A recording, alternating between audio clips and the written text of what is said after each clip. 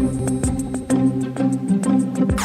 News in 5. News and developments making headlines around the world in 5 minutes. World News in 5. Here on Radyo Pilipinas Worldwide.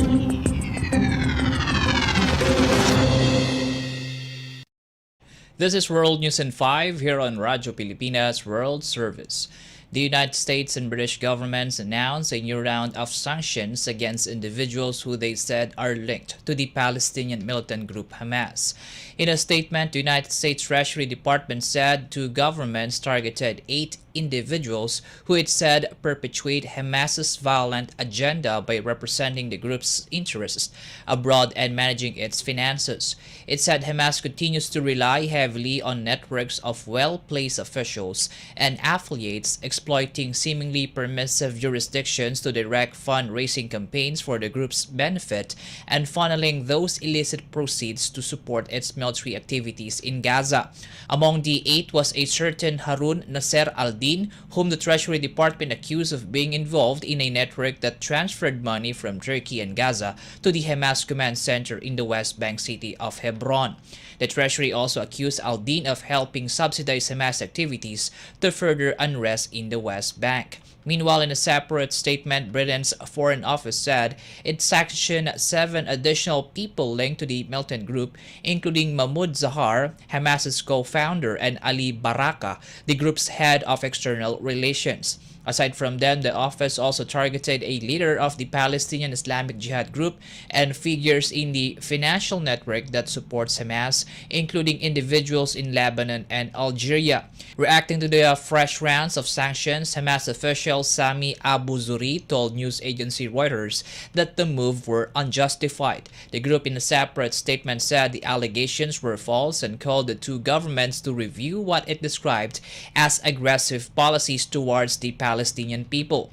Israel's Foreign Minister Ali Cohen, on the other hand, welcomed the move and called on other countries to follow suit.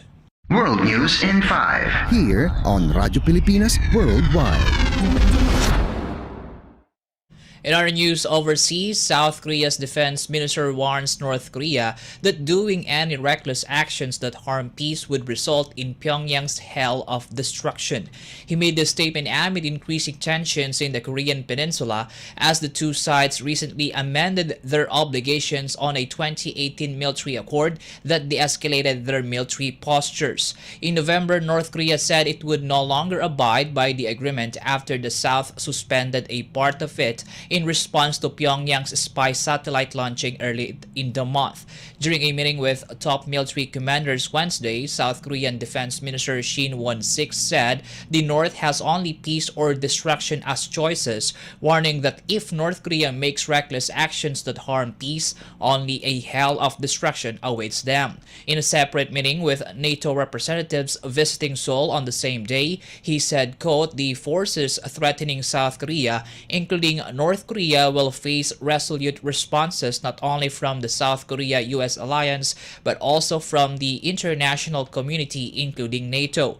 Tensions between the two Koreas have been increasing in the past years as the North continues its missile and nuclear programs while the South in response bolsters its military cooperation with the United States and Japan.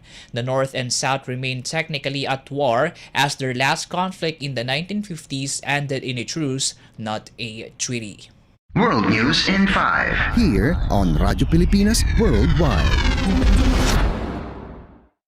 For our Philippine Embassy and Consular news, the Philippine Space Agency or PhilSA and the European Space Agency or ESA have signed the Copernicus Space Component Technical Operating Arrangement, which will pave the way for the reciprocal exchange of satellite data that would be used in disaster mitigation, climate change adaptation, and food security strategies.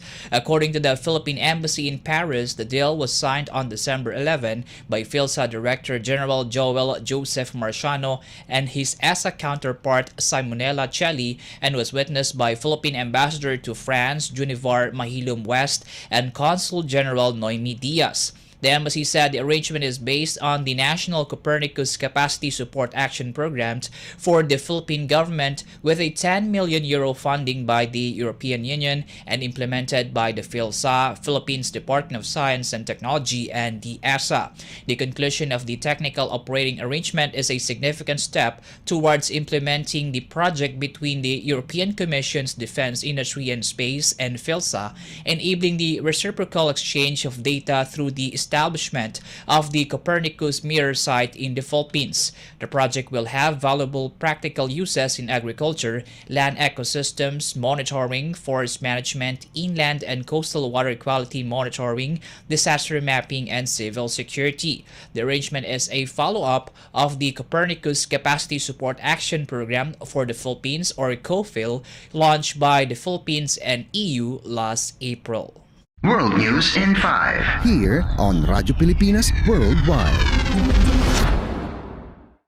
You just heard World News in 5 here on Radyo Pilipinas World Service. This is Peñano. Good day.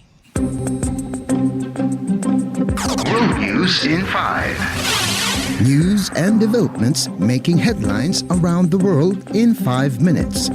World News in 5. Here on Radyo Pilipinas Worldwide.